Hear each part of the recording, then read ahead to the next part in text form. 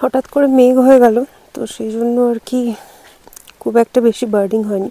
তাছাড়া জায়গাটা তো সুন্দর, কিন্তু সেই হিসেবে চূড়ান্তভাবে এমটি ফরেস্ট সিনড্রোম রয়েছে, মানে খুব একটা বেশি যে বার্ডস রয়েছে তা নয়।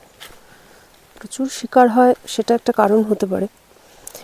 তো আর আরও একটা ব্যাপার হচ্ছে যে এই টাইমটাও যথেষ্ট ভালো নয় হতে পারে পাখি দেখার জন্য। এই জায়গাগুলো খুব বেশি প্রমিসিং হতে পারে যদি ওনারা কনজারভেশনটাকে আরেকটু বেশি সময় ধরে চালায় বা আর একটুখানি ভালোভাবে চালায়।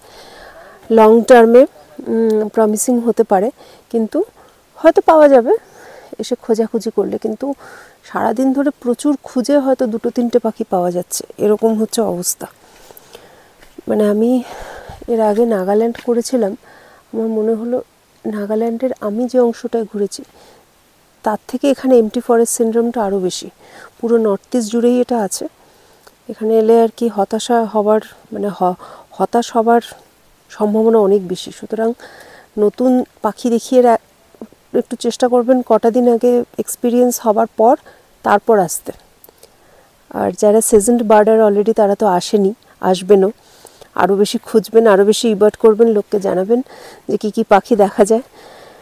মানুষকে এডুকেট করতে পারলে তবেই কিন্তু এই জায়গাগুলো বাঁচবে বা জায়গাগুলো আর কি ঠিকঠাক থাকবে ইন টার্মস অফ বায়োডাইভার্সিটি।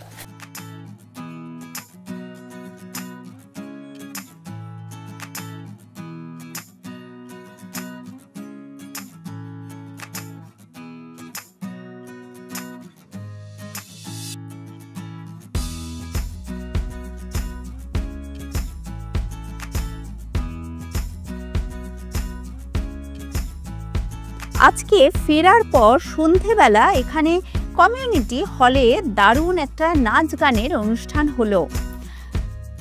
আদি ট্রাইবদের নিজস্ব ভাষায় গান এবং নাচ সবকিছুই কিন্তু আমাদের কাছে, মানে টুরিস্টদের কাছে ভীষণ উপভোগ্য ছিল। আমরাও অংশগ্রহণ করেছিলাম এই নাচ গানের অনুষ্ঠানে।